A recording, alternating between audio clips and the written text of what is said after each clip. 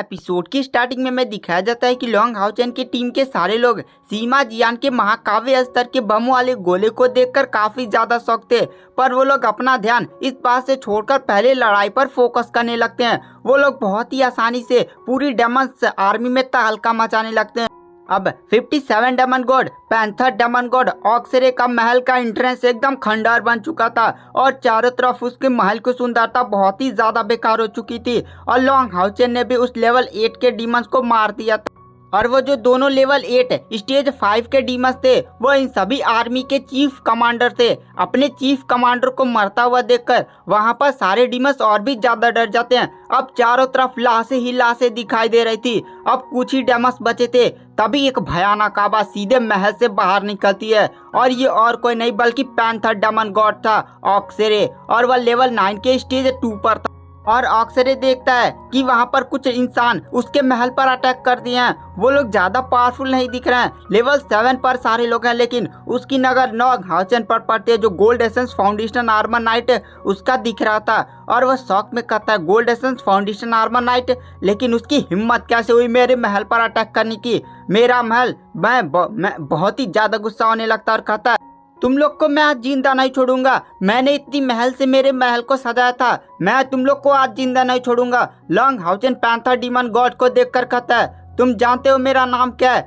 मेरा नाम है लॉन्ग हाउचेन। लॉन्ग हाउचेन अपना मास्क हटा देता है। लॉन्ग हाउचेन के चेहरे को देखकर पैंथर डीमन गॉड काफी ज्यादा शॉक था और कहता है इतनी छोटी सी उम्र में ये अभी 18 साल का ही दिख रहा है और ये लेवल 8 के स्टेज 4 पर है और इसके पास gold essence foundation armour knight है, लेकिन आज तू मेरे हाथों मरेगा। तो वहां पर लॉन्ग हाउचेन तुरंत अपने पंखों को खोलकर हवा में उड़ जाता और कहता है ब्लाइट ग्लिमर ऑफ होप का कैप्टन लॉन्ग हाउचेन आज ये प्रॉमिस लेता हूँ कि आज मैं ऑक्सरे को छोड़ूंगा नहीं। और ऑक्सरे जोर जोर से हंसने लगता है और कहता है क्या तुम्हें सच में लगता है कि तुम मुझे हरा सकते हो? तुम्हारी ये छोटी सी टुकड़ी मुझे हरा सकती है?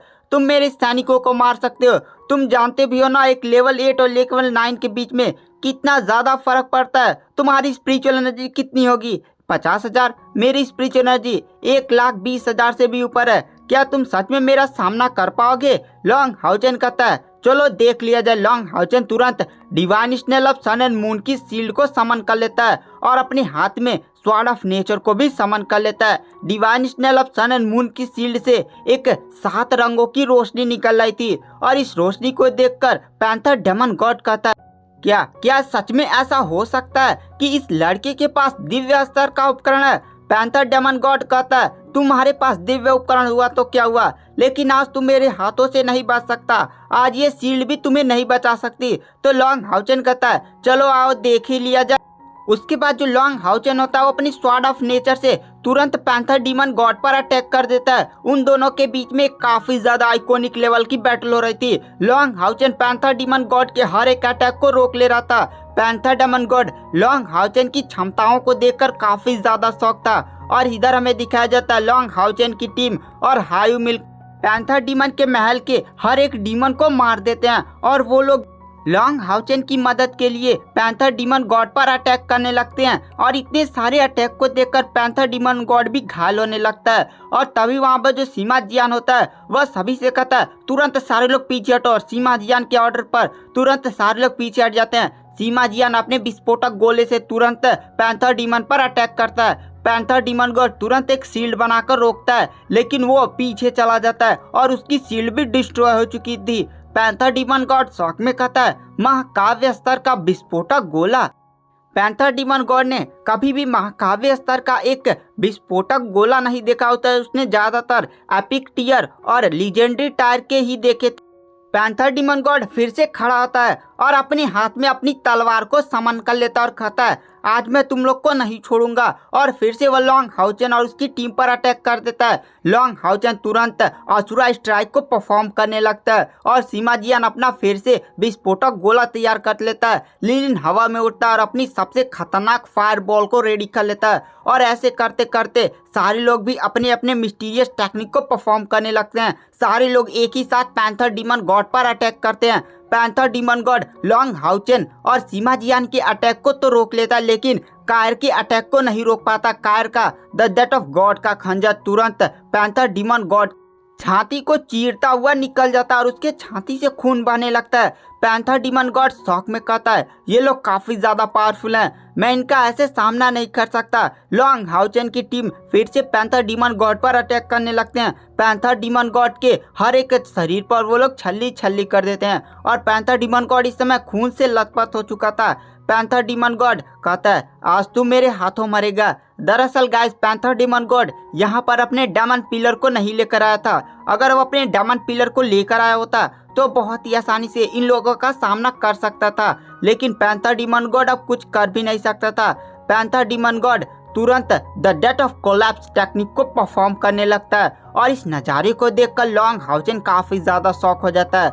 दरअसल द डेथ ऑफ कोलैप्स एक ऐसी टेक्निक है जिसका उपयोग अगर डेमन गॉड करते हैं तो उनकी पावर बहुत ही ज्यादा बढ़ जाती है, मतलब उनकी स्पिरिचुअल एनर्जी दुगनी हो जाएगी और उनके पास बहुत ही ज़्यादा भयानक पावर आ जाएगी, जिसका उपयोग करके वो सामने वाले को बहुत ही आसानी से मार सकते हैं। और इसका एक नुकसान भी है, जब यह टेक्निक खत्म होगी तो जिस बंदे ने इस टेक्निक को परफॉर्म किया था वह बंदा तुरंत मारा जाएगा।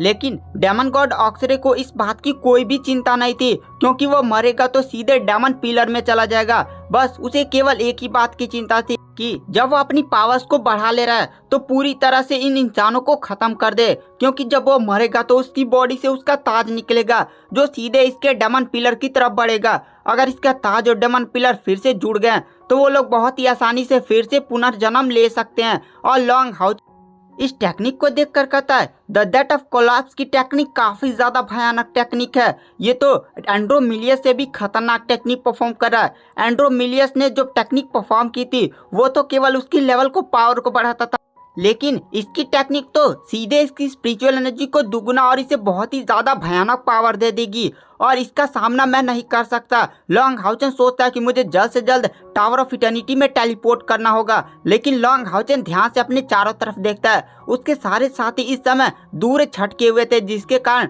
लॉन्ग हाउचेन ही बस टेलीपोर्ट कर सकता था। लॉन्ग हाउचेन अपने साथियों को छोड़कर ऐसे भाग नहीं सकता था। लॉन्ग हाउचेन काफी ज्यादा पछताने लगता है।